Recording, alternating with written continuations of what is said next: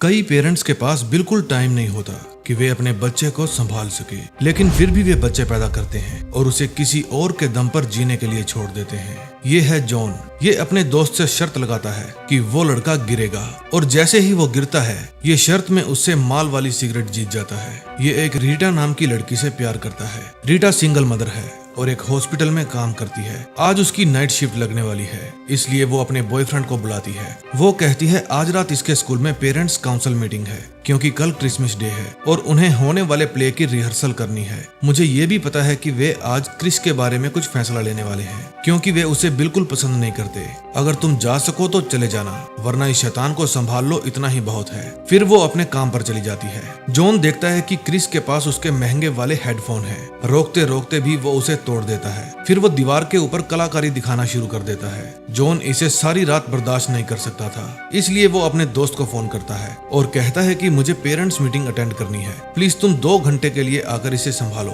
फिर वो इस शैतान बच्चे को अपने दोस्त के पास छोड़कर किंडरगार्टन आ जाता है, यानी नर्सरी का स्कूल। फिर जॉन को देखकर एक लेडी जिसका नाम क्रिस्टीना था जॉन के पास आ जाती है। जॉन कहता है मैं अपनी गर्लफ्रेंड के बेटे क्रिस की पेरेंट्स मीटिंग में आया हूँ। फिर क्रिस्टीना बताती है कि मैं पेरेंट्स काउंसिल की हेड हूँ। फिर वो जॉन को मीटिंग रूम में ले जाती है। वहाँ ले जाकर वे सभी पेरेंट्स से जॉन का इंट्रो कराती है और फिर सभी जॉन को अपना अपना परिचय देते हैं। ये टोपी वाला है रोजर और ये दोनों है रोमियो जूलियट। ये दोनों सिंगल हैं। इन दोनों के ही बच्चे इस स्कूल में पढ़ते हैं और आजकल ये एक दूसरे को डेट कर रहे हैं। ये है मोनी, ये क्रिस्टीना की चमची है।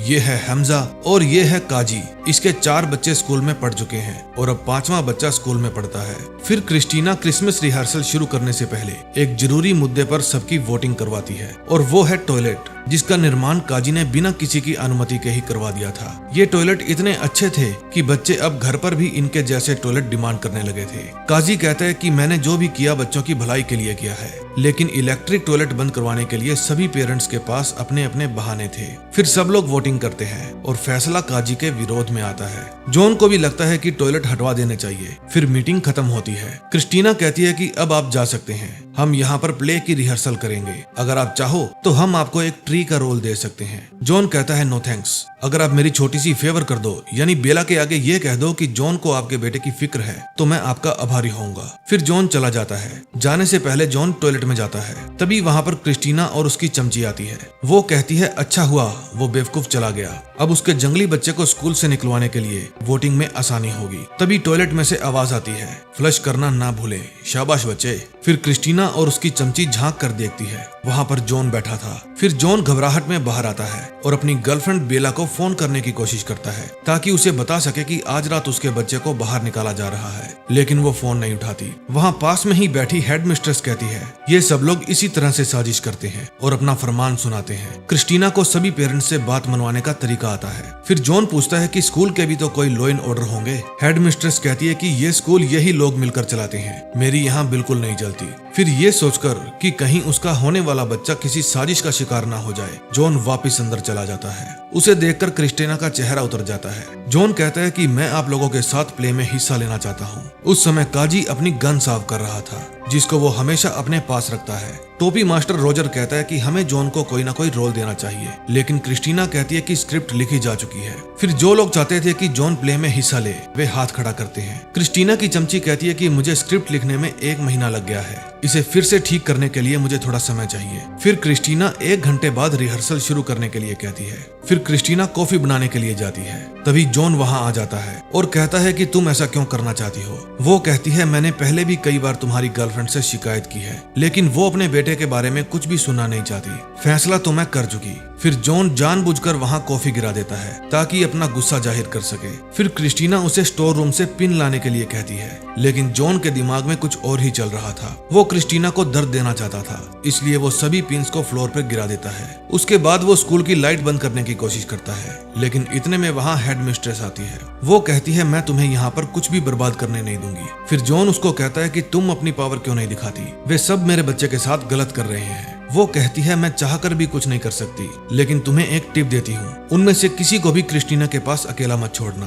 फिर जब वो वापस जाता है तो सभी पेरेंट्स एक बच्चे का मजाक उड़ा रहे थे। जॉन पूछता है किसकी बात हो रही है। वे बताते हैं कि था कोई बच्चा, उसने स्कूल में गैस छोड़ दी थी। जॉन कहता है वाह, एक बच्चे ने गैस छोड़ी और तुम सब लोग उस पे हंस रहे हो। फिर रोजर आता है और जॉन उसको अपने साथ ले जाता है। रोजर कहता है तुम पैग लगाओ यार, टेंशन में लग रहे हो। उस समय क्रिस्टीना बाकी पेरेंट्स के साथ कुछ खिचड़ी पका रही थी। फिर जब वे दोनों अंदर जाते हैं तो क्रिस्टीना कहती है कि सबको 1 महीना पहले ही अपने अपने रोल बता दिए गए थे, स्क्रिप्ट में कोई चेंजिंग नहीं होगी। जॉन कहता है आप मेरी चिंता मत कीजिए, मैं कोई भी रोल कर लूंगा। फिर जब क्रिस्टीना गलती से कलर्स के ऊपर बैठ जाती है जो जॉन ने वहां रखे थे, तो वो कहती है ये तुमने जानबूझकर किया है। फिर वो ड्रेस चेंज करने के लिए चली जाती है। तब जॉन को पता चलता है कि क्रिस्टीना को पहले कैंसर था और वो एक सिंगल मदर है। क्रिस्टीना उस समय अकेले में रो रही थी क्योंकि जब कोई उसकी बात नहीं मानता तो वो ऐसा ही करती है। तभी जॉन वहां पर पड़े प्रिंटर में से इंक निकाल लेता है ताकि जब स्कूल से उसके बेटे को निकाला जाए तो वे प्रिंट ना कर पाए, और उसको जाकर टॉयलेट में खाली कर देता है।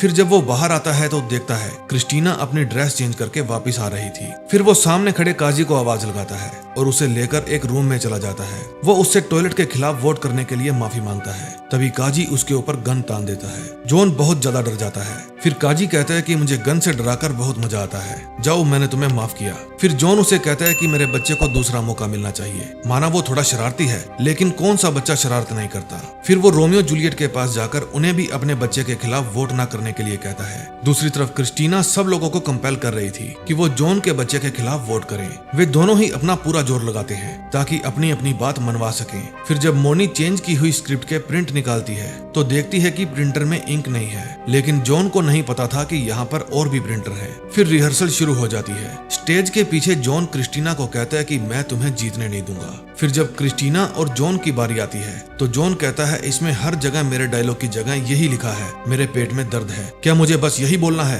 फिर जॉन गुस्सा हो जाता है। फिर वे दोनों अपनी अपनी भड़ास निकालने लगते हैं। फिर जॉन सब लोगों को कहता है दोस्तों क्रिस्टीना मेरे बेटे को इस किंडरगार्टन से निकालना चाहती है, क्या यहाँ सिर्फ अमीरों के बच्चे पढ़ सकते हैं? मुझे बताओ कौन कौन चाहता है कि मेरे बच्चे को स्कूल से निकाल दिया जाए। क्रिस्टीना कहती है कि जो भी इस हक में है कि इसके बेटे को स्कूल से निकालना चाहिए वे सब लोग हाथ खड़ा कर दें। सिर्फ एक को छोड़कर सभी अपना हाथ खड़ा कर देते हैं। फिर सब लोग अपनी अपनी सफाई देने लगते हैं। हेडमिस्ट्रेस कहती है कि ये एक बच्चे की लाइफ का सवाल है। तभी क्रिस्टीना कहती है यहाँ पेरेंट्स तय करेंगे कौन सा बच्चा उनके बच्चों के साथ पढ़ना चाहिए। फिर हेडमिस्ट्रेस वहाँ से चली जाती है। फिर हैमजा कहता है तुम्हारा जंगली बेटा मेरे ट्विंस के साथ बुरा बर्ताव करता है। रोजर कहता है उसने मेरी बेटी को कपड़े उतार कर खेलने के लिए कहा। चमची कहती है उसे हर तरह की गालियां आती है। काजी कहता है उसने मेरे बेटे के माथे पर एक ड्राइंग बना दी जिसे साफ करने में 3 दिन लग गए। जूलियट कहती है उसने मेरे वेजिटेरियन बच्चों को मीट खिलाया। इन सब लोगों के पास उसकी खामियों का पूरा चिट्ठा था। जॉन कहता है छोड़ो भी, मैं तो इससे भी ज्यादा शरारतें करता था। फिर क्रिस्टीना कहती है कि उसने मेरी बेटी को एक बॉक्स में बंद कर दिया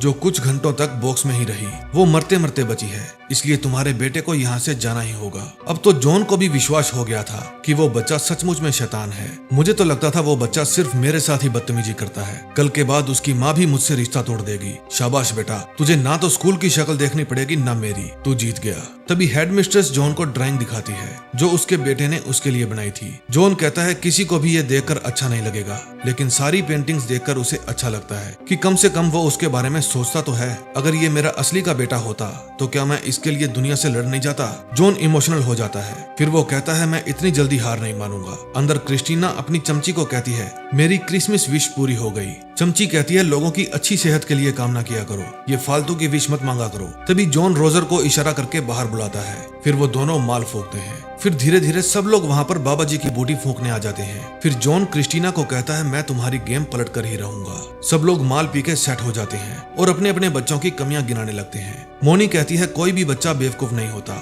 वे सिर्फ पेरेंट्स को तंग करते हैं। क्रिस्टीना अकेली पड़ गई थी। फिर जॉन उसे भी माल फूंकने के लिए कहता है, लेकिन वो मना कर देती है। फिर जॉन कहता है अच्छा तो मैं चलता हूँ, लेकिन मुझे एक बात का दुख है, आपकी हेडमिस्ट्रेस भी रिजाइन कर रही है। फिर हेडमिस्ट्रेस कहती है आज जो कुछ भी हुआ उसके लिए मैं अपना रिजाइन देना चाहती हूँ, अब आप लोग खुद ही अपने बच्चों को पढ़ाओ। जॉन की चाल काम कर गई थी, सभी पेरेंट्स टेंशन में आ गए थे। फिर रोजर सबको 2-2 पैग मारने के लिए देता है। क्रिस्टीना कहती है मैं जाकर हेडमिस्ट्रेस को मनाती हूँ, लेकिन जॉन कहता है तुम अकेली नहीं जाओगी, सबके बच्चे इस स्कूल में पढ़ते हैं, सभी जाएंगे। फिर हेडमिस्ट्रेस के पास जाकर क्रिस्टीना कहती है मैं मानती हूँ मुझसे गलती हुई है। हेडमिस्ट्रेस कहती है कि मुझे इस तरह के माहौल में काम करने की आदत नहीं है, मैं अपने तरीके से सब बच्चों को संभालना चाहती हूँ। फिर काजी कहता है कि मैं पेरेंट्स काउंसिल के हेड को बदलने की अपील करना चाहता हूँ, मैं मजाक नहीं कर रहा, बच्चों की भलाई के लिए अच्छा होगा। सब लोग एग्री कर जाते हैं। जॉन कहता है लेकिन वोटिंग के दौरान क्रिस्टीना यहाँ नहीं होगी। क्रिस्टीना कहती है ये सब इसकी चाल है, तुम लोगों को दिखाई नहीं दे रहा, ये औरत भी बहुत चालाक है, मैं ऐसे हार नहीं मानूंगी। फिर वे सब लोग हैम्जा को नया हेड चुन लेते हैं। फिर रोजर सबको फिर से पैग मारने के लिए देता है। अब क्रिस्टीना शर्मिंदा थी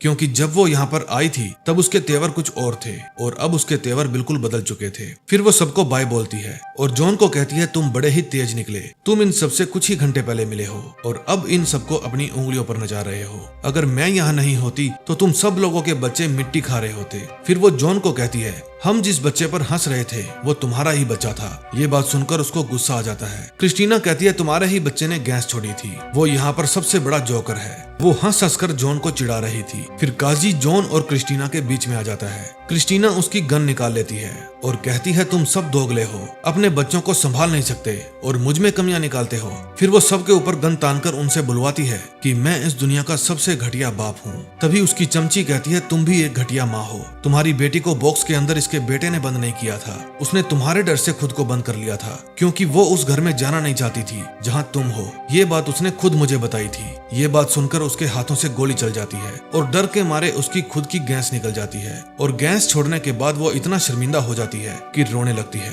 जॉन कहता है मैं समझ गया, उस दिन क्लास में तुमने ही गैस छोड़ी होगी और नाम मेरे बच्चे का लगा दिया। क्रिस्टीना वहाँ से चली जाती है और सब लोग उसके जाने के बाद पार्टी करते हैं। तभी वहाँ पर हेड मिस्ट्रेस आती है। जॉन उसे बधाई देता है लेकिन वो कहती है ये बिल्कुल मत सोचना कि तुम्हारा बेटा बाहर नहीं जाएगा, मैंने उसे अच्छे से ऑब्जर्व किया है, वो यहाँ पर पढ़ने के लायक नहीं है। जॉन कहता है इसका मतलब आप भी मुझसे नाटक कर रही थी। अब सब लोग नशे में टल्ली थे। वे स्कूल की बिल्डिंग के साथ तोड़फोड़ करना शुरू कर देते हैं। रोमियो जूलियट के साथ बदतमीजी करने लगता है। जॉन उन सबको रोकता है क्योंकि सुबह प्ले होने वाला था। काजी स्कूल के बाहर लगा क्रिसमस ट्री काट देता है। फिर सब लोग बेहोश होकर वहीं पर गिर जाते हैं। जब सुबह जॉन को होश आता है तो वो देखता है कि सब लोग रात को टल्ली होकर यूं ही पड़े थे। फिर वो सब लोगों को जगाता है क्योंकि कुछ ही देर बाद प्ले शुरू होने वाला था। फिर सब लोग तैयार होते हैं, किसी को कुछ भी याद नहीं था कि रात को क्या हुआ। फिर सब लोग स्कूल की शक्ल सुधारने में लग जाते हैं। चमची बताती है कि क्रिस्टीना कल रात से घर नहीं गई। फिर जॉन उसे ढूंढता है, वो एक क्लास के अंदर सो रही थी। फिर जॉन उसको मनाता है क्योंकि वो नहीं चाहता था कि क्रिसमस के दिन कोई भी एक दूसरे से नाराज रहे। जब क्रिस्टीना उन सब के बीच में आती है तो फिर से नाराज होकर स्कूल से बाहर चली जाती है। जॉन उसे फिर से समझाने की कोशिश करता है। फिर क्रिस्टीना पूछती है जब कल रात मैंने गैस छोड़ी तो किसी को पता तो नहीं चला था ना? जॉन कहता है नहीं, किसी ने भी नहीं सुना था। फिर उन दोनों में दोस्ती हो जाती है। अब स्कूल में पेरेंट्स आने शुरू हो गए थे। जॉन की गर्लफ्रेंड बेला भी अपने बच्चे को लेकर स्कूल में आ गई थी लेकिन वो जॉन से नाराज थी क्योंकि जॉन उसको अपने नशेड़ी दोस्त के हवाले छोड़ आया था। फिर हेड मिस्ट्रेस उन दोनों को ले जाती है और कहती है आज से अपने बेटे के लिए एक केयर टेकर रख लो जो स्कूल में भी इसके साथ आए क्योंकि स्कूल का इतना बजट नहीं है कि एक टीचर प्रॉपर आपके लड़के को संभालने के लिए रखा जाए। अब थोड़ी देर बाद फंक्शन शुरू हो जाता है। फंक्शन शुरू होने से पहले ही एक बच्चे के हाथ गन लग जाती है। फिर रोजर भाग कर जाता है और उस गन को छीन लेता है। उसे देखकर सभी पेरेंट्स अपने अपने बच्चों को लेकर वहाँ से भाग जाते हैं। अब प्ले का सत्यानाश हो गया था। अब फाइनली सारी कमांड हेड मिस्ट्रेस के हाथ आ गई थी, इसलिए वो खुश थी। फिर स्कूल के बाहर जॉन क्रिस से पूछता है अगर मैं हर रोज तुम्हारे साथ स्कूल आऊं तुम्हारा केयर टेकर बनकर तो तुम्हें बुरा तो नहीं लगेगा? फिर वो बैग में से जॉन को हेडफोन निकाल कर देता है जो वो उसके लिए नया खरीद कर लाया था। आज इन सबको अपने अपने बच्चों पर बहुत प्यार आ रहा था। शायद इनको रियलाइज हो गया था कि बच्चे खुद पैदा किए हैं तो जिम्मेदारी भी खुद ही उठानी चाहिए। बच्चों के साथ जो पल बीत जाए वो कभी दोबारा लौट कर नहीं आते। इसी के साथ इस मूवी की हैप्पी एंडिंग हो जाती है। तो दोस्तों आप लोग भी हैप्पी रहिए और हमारी वीडियोस देखते रहिए। मैं मिलूंगा आप लोगों के साथ हफ्ते में 3 बार। अगर आपको मेरी वीडियोस का नोटिफिकेशन नहीं आता तो बेल आइकन जरूर दबाएं। मैं मिलता हूँ नेक्स्ट वीडियो के साथ। Till then bye bye.